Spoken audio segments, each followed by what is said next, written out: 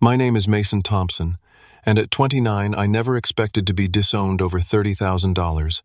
I was always the responsible one, saving money, building my career as a software engineer, making Grandpa Harold proud. That all changed the day I found that note taped to my apartment door. We are no longer family. All because I refused to fund my sister Stephanie's coffee shop dream. What my parents never saw coming was how their cruel rejection would backfire at Grandpa's 75th birthday party, when those 3 gift boxes changed everything forever. Before I get into this wild story, drop a comment letting me know where you are watching from. Hit that like button and subscribe if you want more stories about standing up for yourself even against family. I grew up in a modest neighborhood in the suburbs of Boston. Our house was nothing fancy. A 3-bedroom colonial with faded blue paint and a small backyard where Dad would grill on summer weekends. We were comfortable but definitely middle class. Mom taught elementary school and Dad worked as a sales manager for a local furniture company. From the outside, we probably looked like your typical American family, but beneath the surface there were always these subtle dynamics that only became glaringly obvious to me as I got older. My grandfather, Harold Thompson, was my hero from day one. Grandpa Harold had built a comfortable life through decades of smart decisions, hard work, and careful planning. He had retired from a successful career in banking and investments, though none of us knew exactly how successful until much later. Every Sunday when I was growing up, he would take me fishing at the lake near his house. Those quiet mornings on the water were when he would impart his wisdom about life, responsibility, and especially money. "Money is just a tool, Mason," he would say, reeling in his line. "It is not good or bad on its own. It just amplifies who you already are." I took those lessons to heart, opening my first savings account at 11 and getting my first job bagging groceries at 16. My sister Stephanie was a different story entirely. 2 years younger than me, she always had a knack for getting whatever she wanted. She was the baby of the family, the pretty one with her perfect blonde hair and winning smile. While I was saving up for college textbooks, Stephanie was maxing out her first credit card on clothes and concert tickets before she even graduated high school. The pattern started early. Stephanie would make a mess, financial or otherwise, and our parents would clean it up. She started 3 different college majors, psychology, marketing, and communications, never finishing any of them. Each time she dropped out, there was always a dramatic reason why it just wasn't right for her creative spirit. After college, or lack thereof, came a series of passion projects. There was the jewelry business that lasted 4 months before she got bored with making necklaces. Then the photography studio that closed after she realized professional photography required more than just Instagram filters. Each venture started with enthusiasm and ended with my parents writing checks to cover the losses. Meanwhile, I took a different path. I studied computer science, graduated with honors, and landed a solid job at a tech company in Boston. I lived below my means, contributed the maximum to my 401 Kelvin, and slowly built up a healthy savings account. By 29, I had saved enough for a down payment on a modest house and was carefully considering neighborhoods. I had been dating Audrey Collins for 2 years, a level-headed pediatric nurse who saw my family dynamic with crystal clarity from the very beginning. "Your parents have created 2 completely different sets of expectations," Audrey told me after observing one particularly tense family dinner. "They expect you to be completely self-sufficient while treating your sister like she will break if faced with real consequences." That dinner had been the first sign of the storm brewing on the horizon. It was just 3 months before everything fell apart. We were all gathered around my parents' dining table: Mom, Dad, Stephanie, her latest boyfriend, Ethan, Audrey, and me. Stephanie had been unusually excited, talking about various coffee shops she and Ethan had been visiting. "We are doing market research," she had said, with a wink, showing photos on her phone of elaborate latte art. Dad had beamed with pride. "That is my girl, always with an eye for opportunity." I caught Audrey's subtle eye roll and squeezed her hand under the table. We both knew what was coming. Another Stephanie special. A grand plan with no foundation. I just had no idea how deeply it would fracture our family. Grandpa Harold saw it too. He had joined us for dessert that evening, and I noticed him watching the interaction with a thoughtful expression. Later, as we helped clear the dishes, he pulled me aside. Sometimes, standing firm, is the greatest act of love, even when it feels like the opposite, he said cryptically. Remember that, Mason.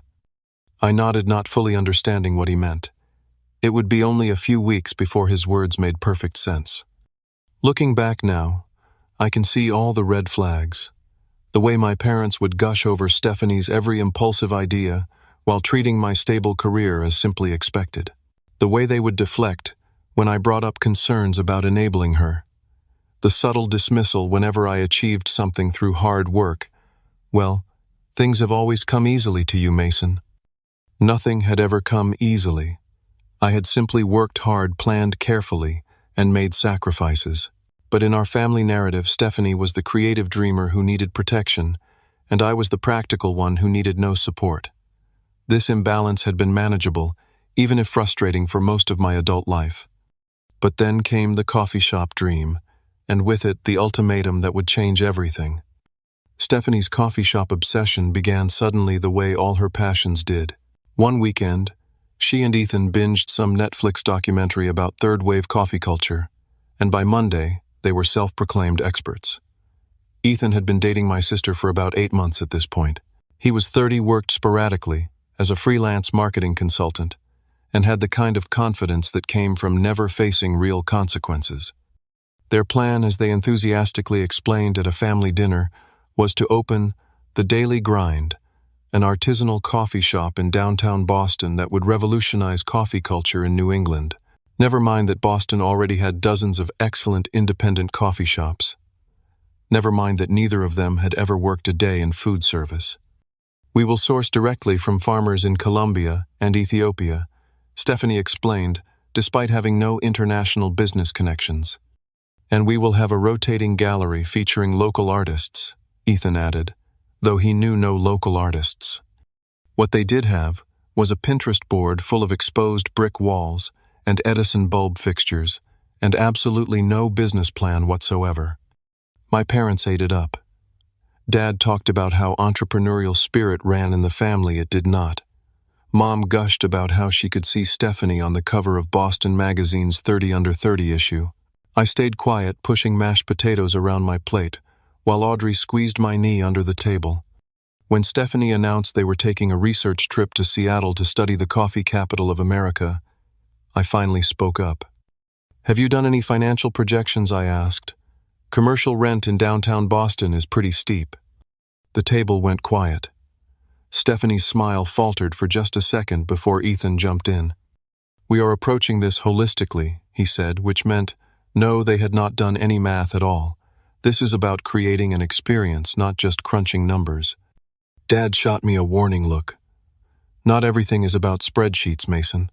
Sometimes you have to take risks to follow your dreams. The conversation moved on, but the tension remained.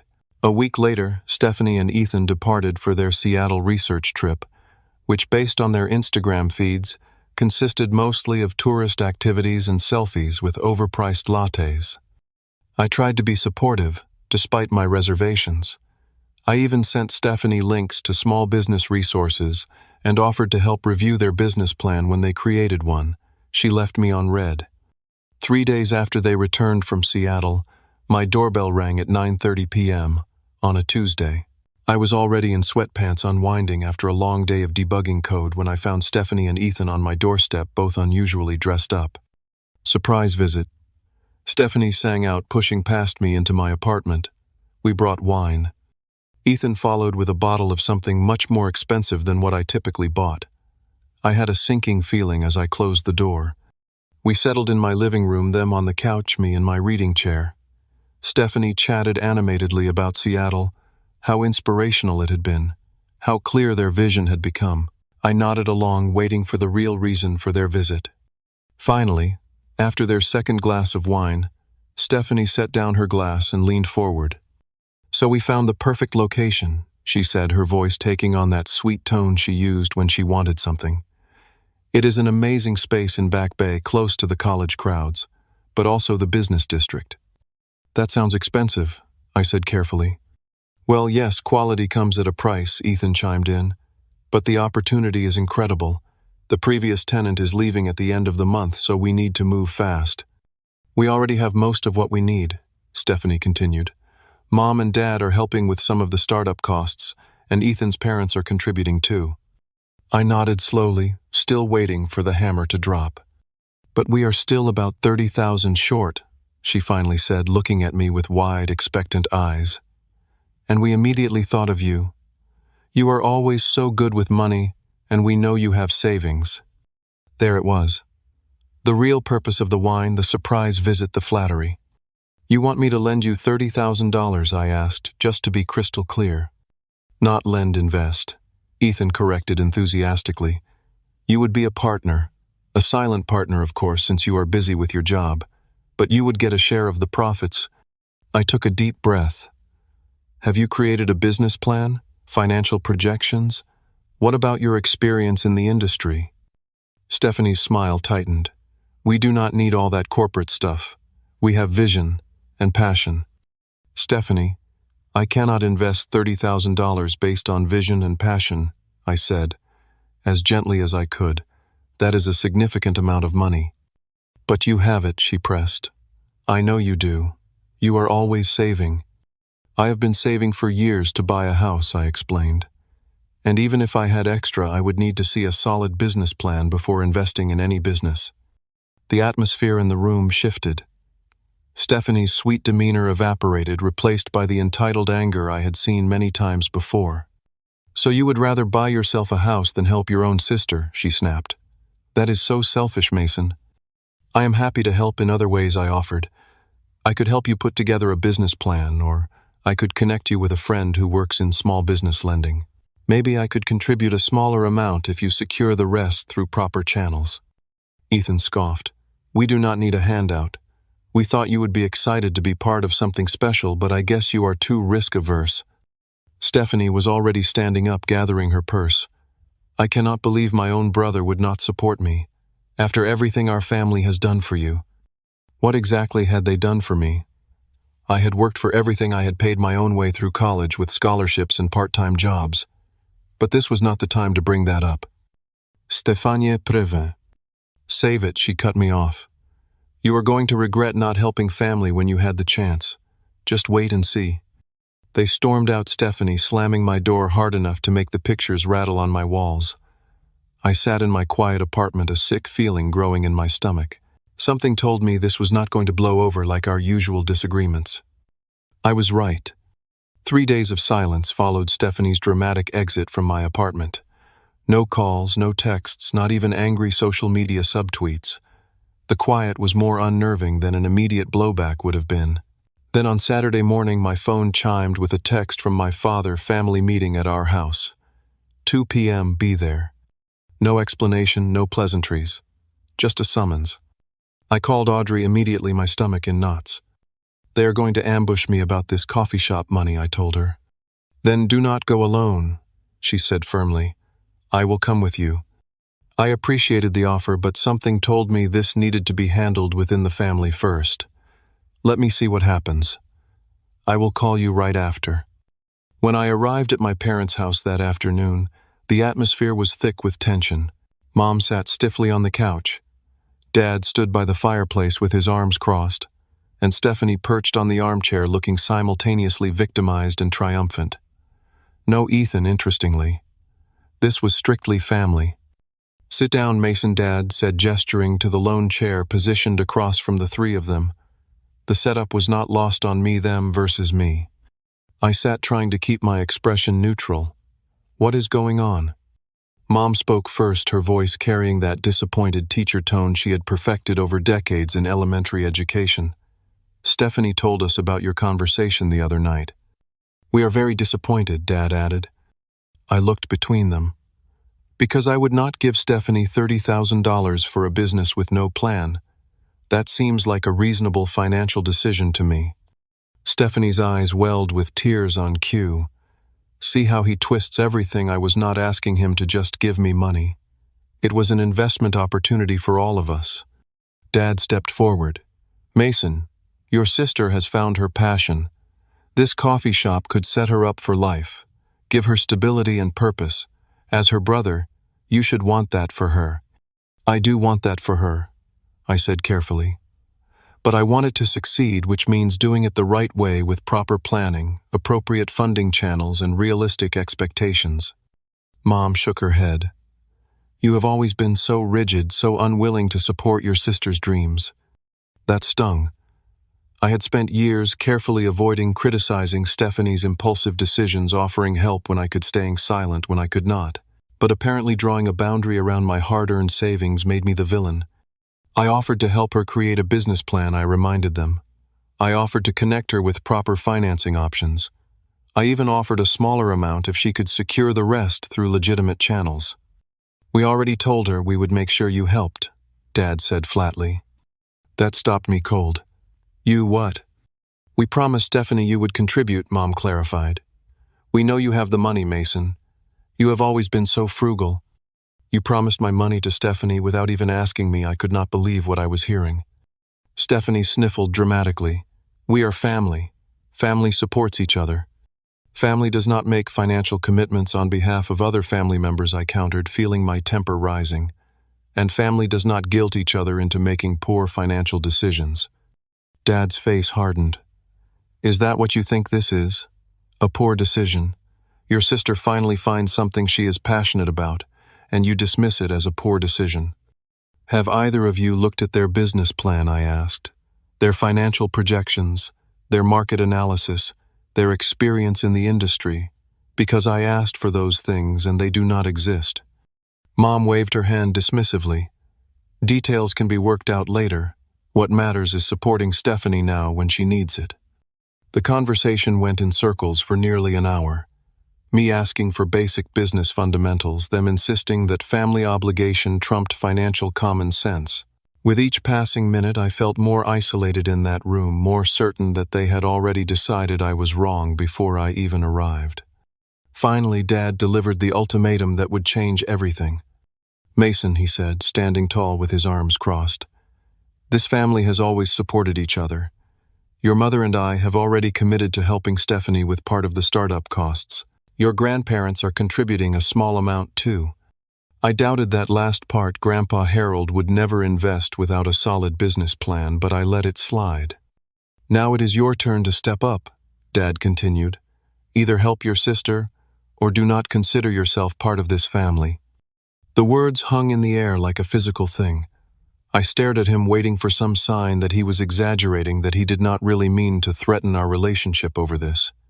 Are you serious right now? I finally asked.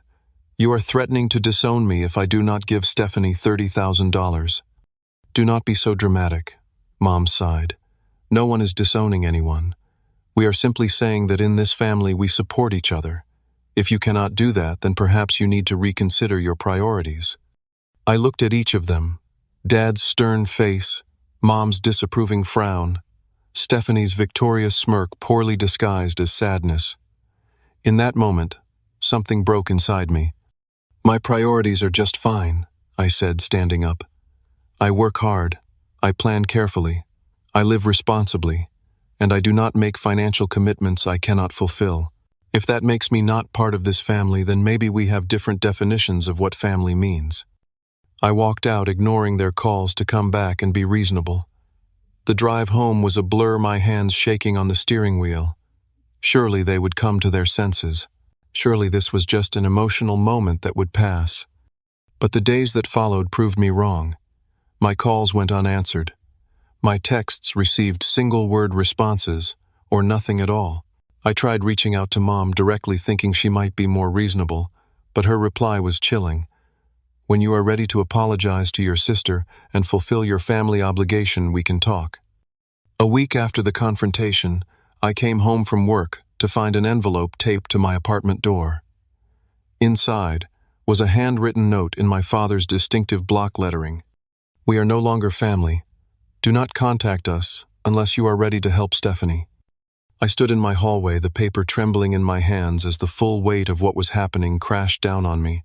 Over $30,000 money I had saved carefully over years of hard work. My family had decided I was disposable. I called Audrey, barely able to speak through the shock. She came over immediately, holding me while the numbness gave way to grief, then anger, then a profound sadness that seemed to have no bottom. They cannot be serious, she kept saying. They will come around. But as I fell asleep that night on my couch, Audrey watching over me with worried eyes, a part of me knew that something fundamental had shifted. The family I thought I had was not the family that actually existed, and I had no idea how to process that betrayal. The first week of being familyless was the hardest. I would catch myself reaching for my phone to text my mom about something trivial, only to remember the note taped to my door. I would see something that would make Dad laugh, and instinctively think to tell him before the reality crashed back. It was like experiencing a death, except the people I was grieving had chosen to walk away. At work, I went through the motions. I coded, I attended meetings, I nodded at appropriate times, but my mind was constantly churning over what had happened. Had I been wrong? Should I have just given Stephanie the money to keep the peace? Was family harmony worth $30,000? After 3 days of this fog, my team lead pulled me aside. "Take some personal days, Mason," he said kindly. "Whatever is going on, you need some time to process it." I took his advice and spent the next 2 days alternating between sleeping too much and staring at my ceiling, replaying every moment of that final confrontation. Audrey came by each evening after her hospital shift, bringing food I barely touched and reassurance I struggled to believe. "You did nothing wrong," she would insist, her nurse's eyes clinically assessing my deteriorating state. "They are being unreasonable and manipulative." On the 6th day, I mustered the courage to try one more time. I sent a carefully worded text to both parents. "I love you all and want to work through this. Can we please talk?" My father's reply came hours later. "You know what you need to do." That was it. No opening for discussion, no acknowledgement of my feelings, just a restatement of their ultimatum. Later that day, scrolling mindlessly through social media to distract myself, I saw a post from Stephanie with a photo of her and Ethan standing in an empty commercial space. The caption read, "Dreams becoming reality. Future home of the daily grind number. Entrepreneur life number blessed." I stared at the phone, a sick feeling growing in my stomach. They were moving forward. Somehow they had secured the funding without me. I scrolled through the comments and saw one from my mother. "So proud of you, sweetie. Your father and I believe in you completely." A few clicks led me to another discovery, a crowdfunding page for the daily grind, with a $5,000 goal far below what they actually needed, that had been maxed out primarily by contributions from relatives. The page mentioned nothing about the true startup costs, or the fact that my parents had taken out a second mortgage on their house to fund the rest, a fact I would learn only later. In the campaign video, Stephanie talked about bootstrapping and taking a chance on myself, as if she was financing this entirely through her own hard work. The comment section was filled with praise for her entrepreneurial spirit. The narrative had been completely rewritten, with no mention of the $30,000 demanded from me or the family rupture it had caused. It was around this time that I finally called Grandpa Harold. I had been avoiding it, partly from shame and partly from not wanting to drag him into family drama at his age, but I needed someone who might understand. To my surprise, he did not seem shocked when I explained what had happened. "I wondered when you would call," he said, his voice steady as always. "I have been hearing a rather different version of events from your parents." "Let me guess," I said bitterly. "I am the selfish son who abandoned his sister in her time of need." "Something like that," he confirmed, though I suspected there was more to the story. I told him everything: the ambush loan request, the lack of business planning, the ultimatum, the note on my door. He listened without interruption, and when I finished, he sighed deeply. "This is not the first time something like this has happened in our family," he said, surprising me. "Your father and his sister went through something similar years ago before you were born. Different circumstances, same pattern." "What happened?" "Your aunt wanted to start a clothing boutique. Your grandmother, my late wife, thought it was a wonderful idea and pressured everyone to contribute. Your father gave her a significant amount of money despite having a new baby, you, and a mortgage. The business failed within a year, and the money was never repaid. It caused a rift between your father and me when I pointed out it had been a foreseeable outcome." I sat with this information, trying to process that this pattern had deeper roots than I realized. "So why is Dad doing the same thing to me now?" I asked. "Sometimes," Grandpa said thoughtfully, People who have been hurt try to validate their past choices by recreating them. Your father probably believes that supporting Stephanie unconditionally is what family does because that is what he did, even though it hurt him. What should I do? For now, take care of yourself. This is not your mess to fix. Grandpa's support was a lifeline, but it did not immediately ease the isolation. I started seeing a therapist the following week, trying to work through the complicated emotions of being rejected by my own family, over a boundary I had every right to set. Dr. Mercer, my therapist, helped me name what I was experiencing: family scapegoating. In some family systems, she explained, one member becomes the repository for all the negative feelings. You have become the problem because you refuse to participate in an unhealthy pattern. That does not make you wrong. Meanwhile, Audrey became my rock. She fielded concerned messages from mutual friends who had heard rumors about family drama. She made sure I ate regularly and got out of the apartment occasionally. She never pushed me to just give in to keep the peace, understanding that some bridges once crossed changed the landscape forever. About 3 weeks after the note appeared on my door, I ran into my Uncle Phil at the grocery store. He was my father's younger brother, less involved in family matters, but generally good-natured. His discomfort was palpable as we stood between the produce and dairy sections. "Mason, hey," he said, shifting his weight from foot to foot. "Have not seen you around lately." "Yeah, I have been busy," I replied, not wanting to create more drama. "Look," he said, lowering his voice, "I do not want to get in the middle, but what happened with you and Stephanie? Your parents are telling everyone you abandoned her when she needed help, but that does not sound like you." The knot in my stomach tightened. Did they mention they demanded I give her $30,000 with no business plan, and when I refused they left a note saying we are no longer family? Uncle Phil's eyes widened. No, they definitely did not mention that part. I gave him the abbreviated version, watching his expression shift from confusion to concern. "That is not right," he said finally. "I am sorry, Mason. I had no idea." After we parted ways, I realized the story being told to the extended family painted me as the villain, the selfish brother who refused to help his struggling sister follow her dreams. It was easier than admitting they had made financial decisions based on emotion rather than logic, or that they had delivered an ultimatum no parent should ever give a child. A few days later, I received a gold-embossed invitation to Grandpa Harold's 75th birthday celebration to be held at his home the following month. I almost declined, knowing my parents and Stephanie would be there, but the handwritten note at the bottom gave me pause. "Your presence is not requested, Mason. It is required. Trust me, you will want to be there. Grandpa." When I called him to ask what he meant, his voice carried a hint of mischief I had rarely heard. "Let's just say I have been doing some thinking about family legacy and what it means to truly support the people you love," he said. "And I think it is time for a little clarity in our family. Will you trust me on this?" Despite my reservations, I found myself agreeing. "I will be there." "Good," he said. "And Mason, sometimes the hardest roads lead to the most necessary destinations. Remember that." As I hung up, I could not shake the feeling that Grandpa Harold was planning something significant. The thought brought both anxiety and a small, unfamiliar spark of something I had not felt in weeks' hope. 2 weeks before Grandpa's birthday celebration, he invited me to his house for lunch, just the two of us. His colonial-style home sat on 2 acres in a quiet suburb, modest from the outside, but impeccably maintained.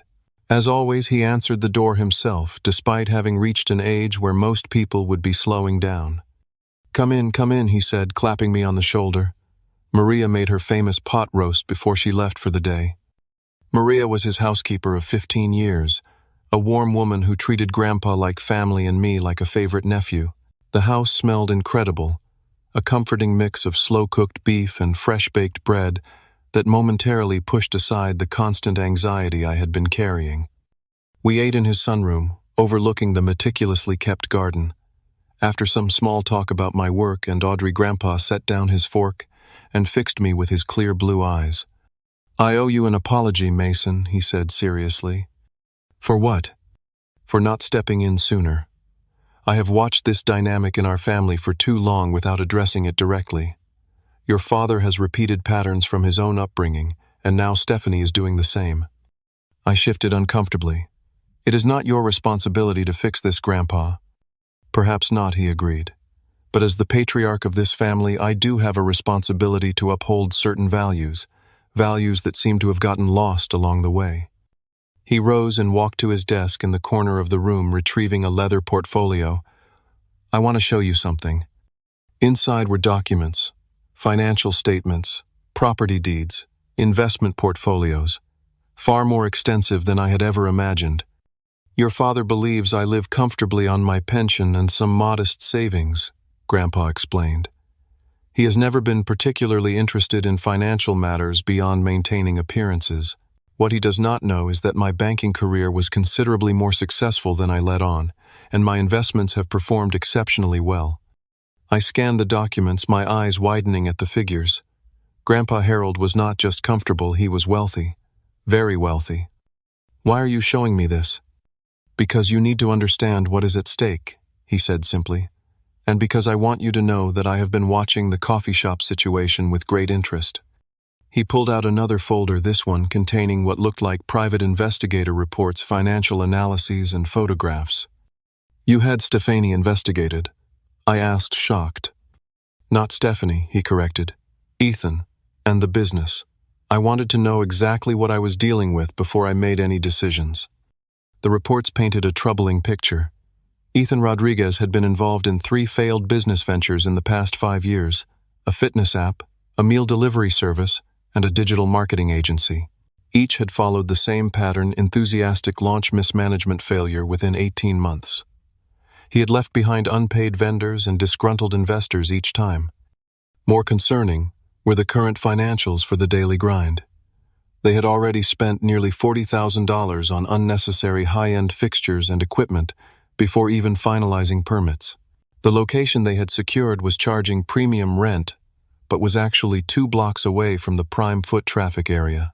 Their projected revenue was based on charging $8 for a basic coffee in a neighborhood where the average was $4. They are going to fail, I said quietly, the reality sinking in. And they have used Mom and Dad's money to do it. Yes, Grandpa confirmed. Your parents took out a second mortgage on their house, $75,000. They are telling themselves it is an investment in Stephanie's future, but based on these projections that money will be gone within 8 months with nothing to show for it. I felt sick. My parents were in their late 50s with retirement on the horizon. They could not afford to lose that kind of money. Why are you telling me this? I asked. What can I do about it now? Nothing yet, Grandpa said, gathering the papers. But there is something I can do, which brings me to my birthday party and the 3 gift boxes you have been wondering about. He outlined his plan then, a public reckoning that would force everyone to confront the unhealthy patterns that had taken root in our family. It was bold, potentially explosive, and would change family dynamics forever. Are you sure about this? I asked when he finished explaining. It could cause a permanent rift. The rift is already there, he pointed out.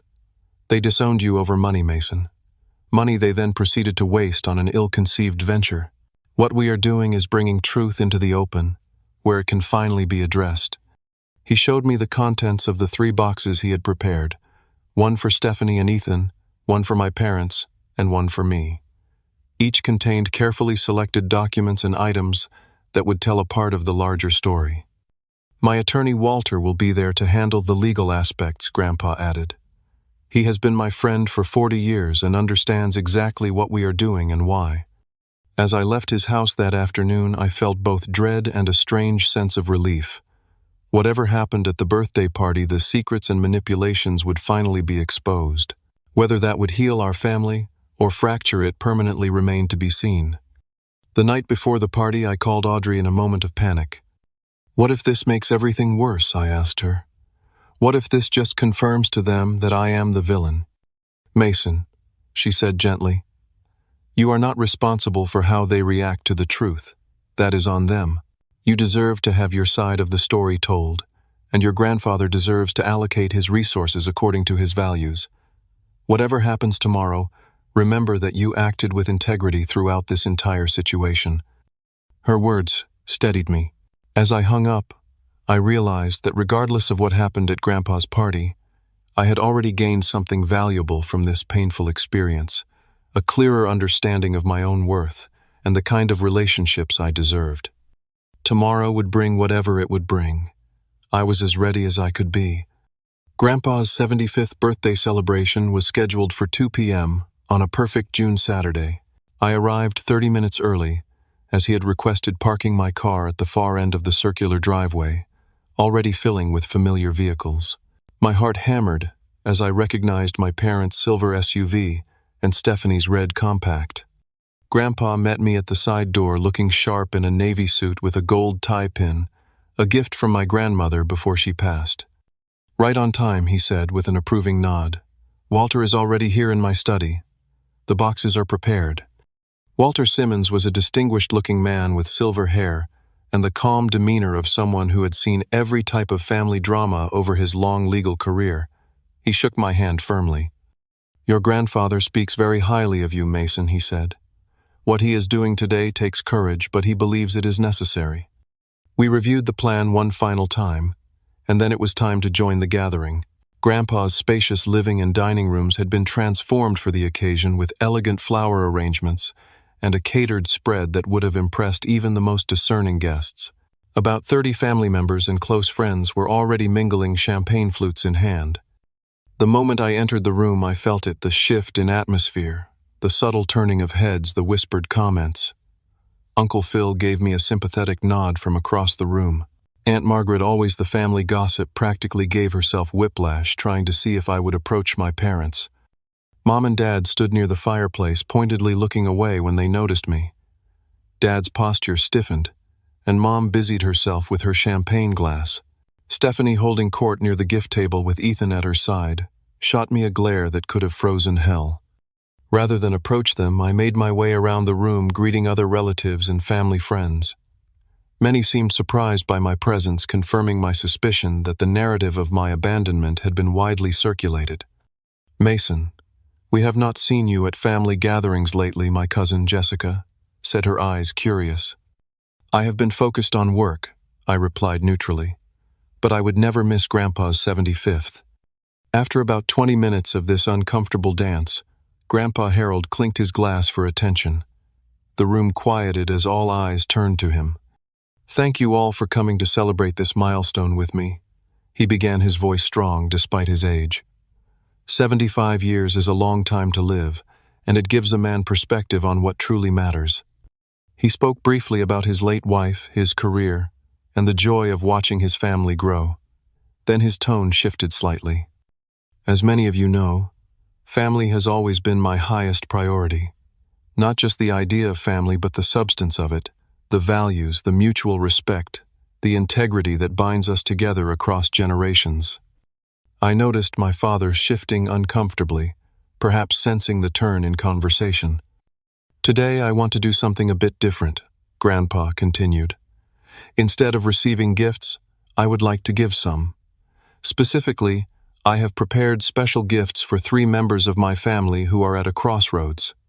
He nodded to Walter, who stepped forward with the first wrapped box, medium-sized, wrapped in silver paper with a blue ribbon. "First for my granddaughter Stephanie and her partner Ethan."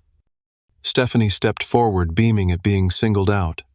She took the box with a triumphant glance in my direction, clearly expecting something valuable. Ethan hovered at her shoulder as she unwrapped it.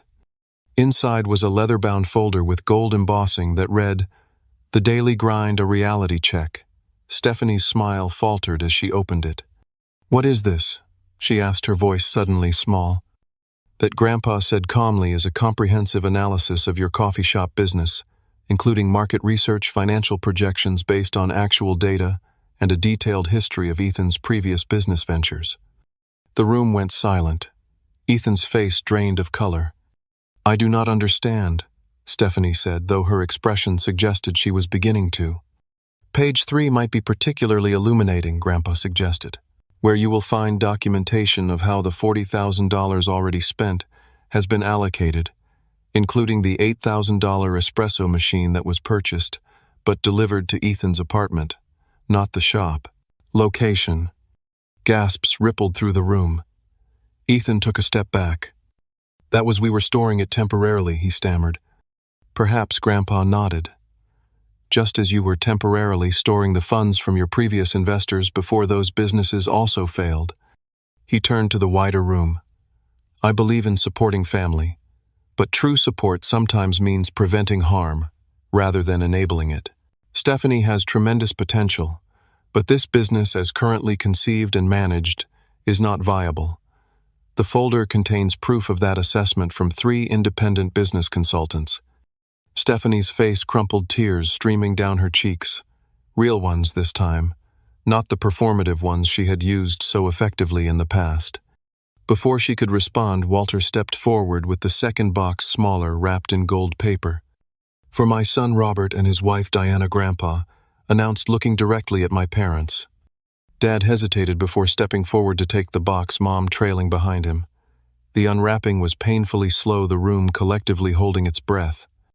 Inside was a small wooden frame containing the note they had left on my door. We are no longer family. Do not contact us unless you are ready to help Stephanie. Beneath it was a copy of their second mortgage documents, along with projected retirement calculations showing the impact of their $75,000 loan. What is the meaning of this? Dad demanded, his face flushing red. The meaning is simple, Grandpa replied evenly. Choices have consequences. You chose to disown your son for refusing to fund a business that my investigation shows has a 97% chance of failure within 1 year.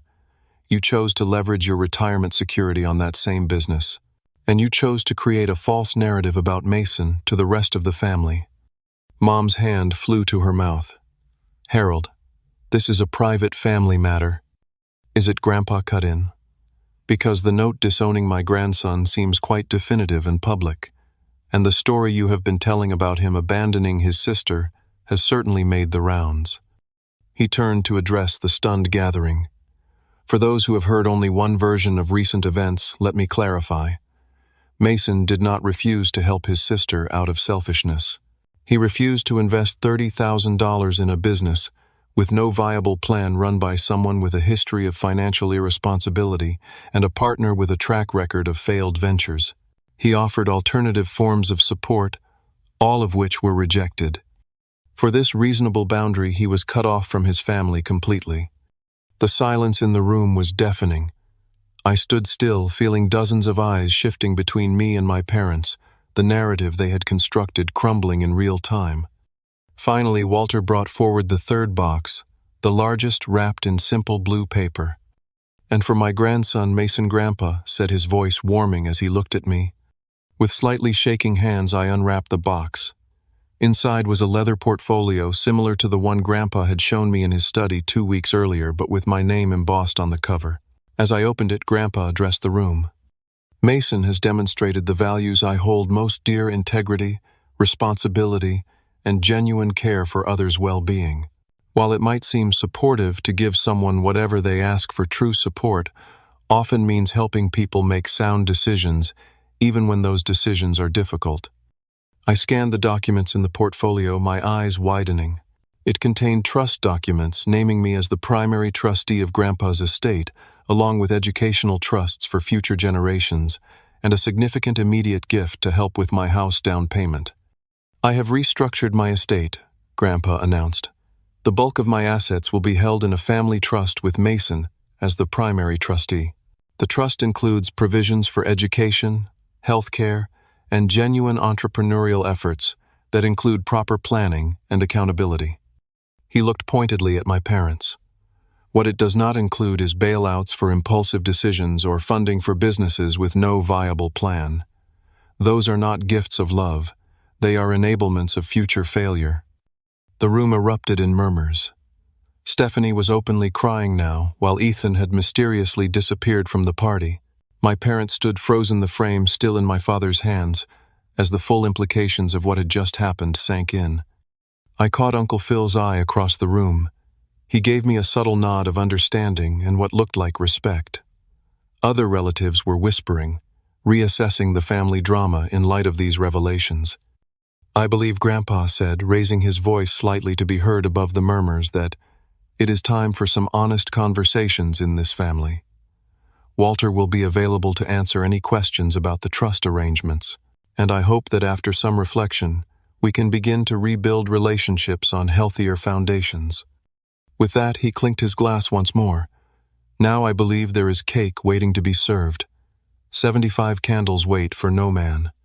The party awkwardly shifted back to birthday mode, though the atmosphere had fundamentally changed. I stood by the window portfolio clutched in my hands, unsure what to do next. I did not have to wonder long. My father approached, his face unreadable, my mother a few steps behind him. "We need to talk," he said quietly. "Not here, not now, but soon." I nodded, not trusting myself to speak. As they walked away, Grandpa appeared at my side, placing a steady hand on my shoulder. "The truth is rarely comfortable," he said softly, "but it is always necessary." I looked around the room at my family, some avoiding my eyes, others watching with newfound curiosity, all of them processing what they had just witnessed. Whatever happened next, the carefully constructed narrative had been dismantled. The real healing, if it was possible, could finally begin.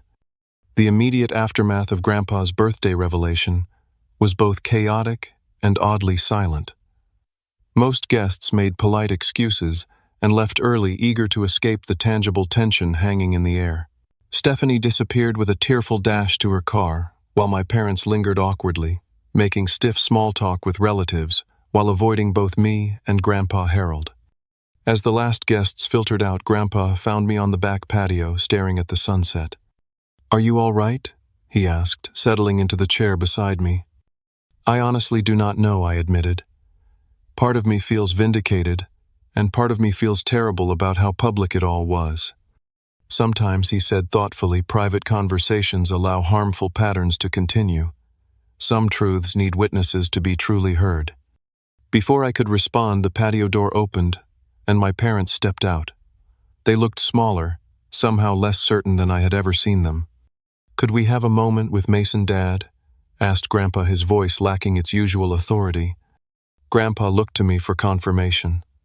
When I nodded, he squeezed my shoulder and went inside, leaving me alone with the parents who had disowned me just weeks earlier. For a long moment, nobody spoke. Then Mom broke the silence, her voice wavering. "We did not know you had been completely cut off," she said. "The note was your father's idea, but it was meant to be temporary, to make you reconsider." "Tu manipulat me," I corrected quietly. Dad flinched but did not argue. "We thought we were doing the right thing, supporting Stephanie's dream. By risking your retirement, by disowning your son, by spreading a false narrative to the entire family."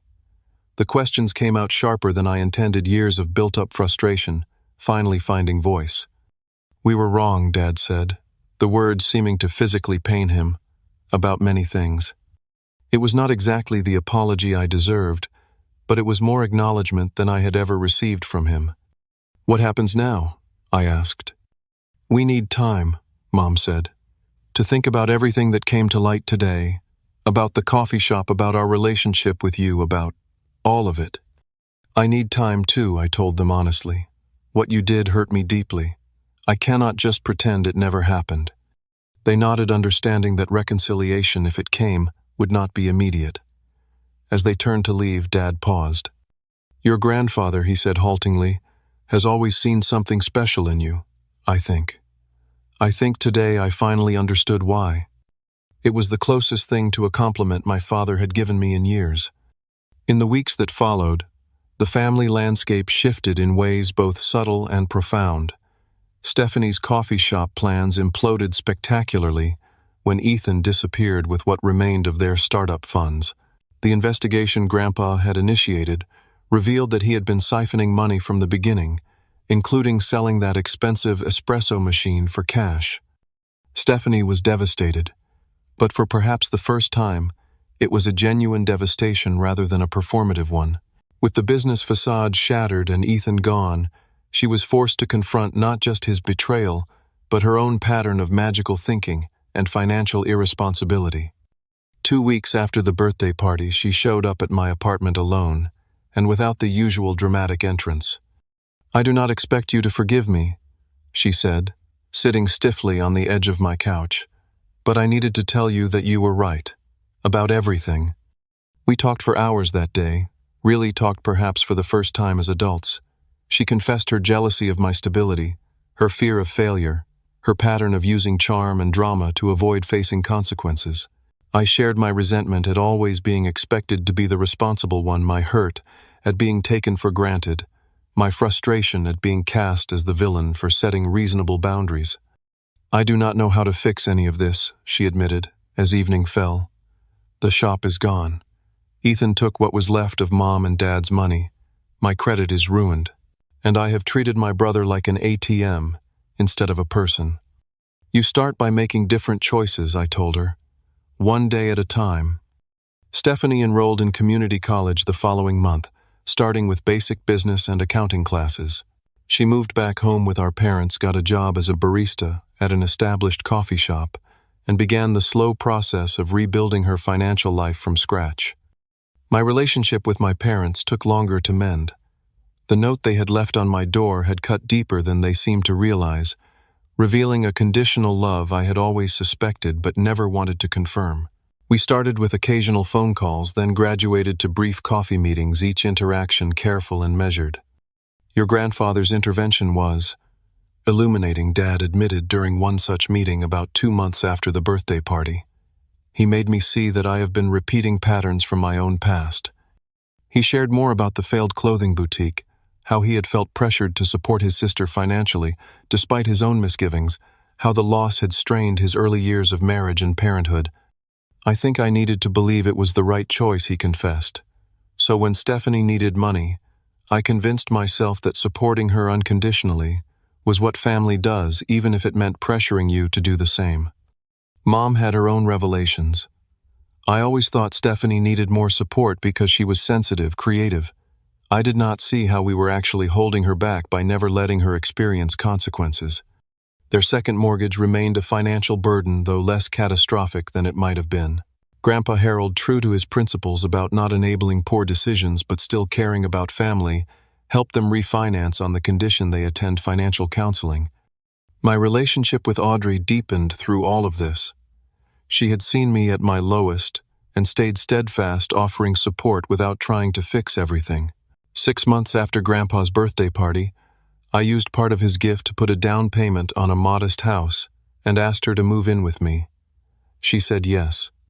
The trust responsibility Grandpa had given me was both an honor and a weighty obligation.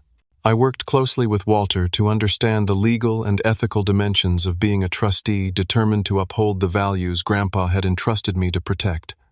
"The point is not to control the family through money," Grandpa explained during one of our now weekly fishing trips. "The point is to ensure that money serves the family's true well-being, not its impulses." It was nearly 6 months after the birthday confrontation when we had our first full family dinner. Grandpa hosted at his house, neutral territory for all of us. The conversation was sometimes stilted, sometimes raw, but fundamentally different from our interactions before.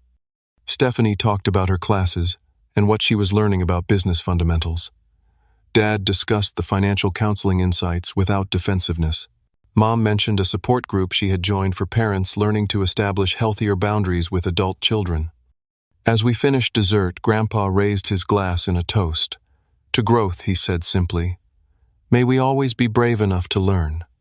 Later, as Audrey and I drove home, she asked if I had regrets about how everything had unfolded. "I regret the pain," I said after thinking about it, "but not the boundaries. Standing firm on what I knew was right was the hardest thing I have ever done, and ultimately the most necessary." The experience had changed me profoundly. I had learned that true family is built on respect and honest communication, not obligation and manipulation. I had discovered my own capacity to withstand rejection rather than compromise my principles. And I had found that sometimes the most loving thing you can do is say no, even when every cultural and familial pressure pushes you to say yes. 1 year after Grandpa's 75th birthday party, we gathered again to celebrate his 76th. The family dynamic was different now, more authentic, less performative. Stephanie brought her community college dean's list certificate instead of a get-rich-quick scheme. My parents talked about their upcoming retirement with clear-eyed planning instead of magical thinking. And I brought Audrey, now wearing an engagement ring. As the party wound down, Grandpa and I stood on his back porch watching fireflies light up the summer evening. "You know," he said, "when I was your age, I thought family was about loyalty at all costs. It took me decades to learn that true family loyalty means wanting what is best for each other, not what is easiest." I nodded, understanding in a way I never could have before experiencing it myself. "Thank you," I said simply, "for seeing the truth when no one else would." He smiled, the lines around his eyes deepening. "Truth is like those fireflies, Mason. Sometimes you have to wait for darkness to see it clearly." As we head into the future, I carry these lessons with me: that standing firm on your principles can be painful but necessary, that true support sometimes means saying no, and that family, real family, is built on respect, not obligation. What about you? Have you ever had to stand your ground against family pressure? How did you handle it? Drop your experiences in the comments below, and if this story resonated with you, please hit that like button and subscribe for more stories about navigating life's difficult relationships. Remember, sometimes the hardest choices are the ones that ultimately lead to healing and growth. Thank you for listening to my story, and I wish you courage in your own journey toward authentic relationships.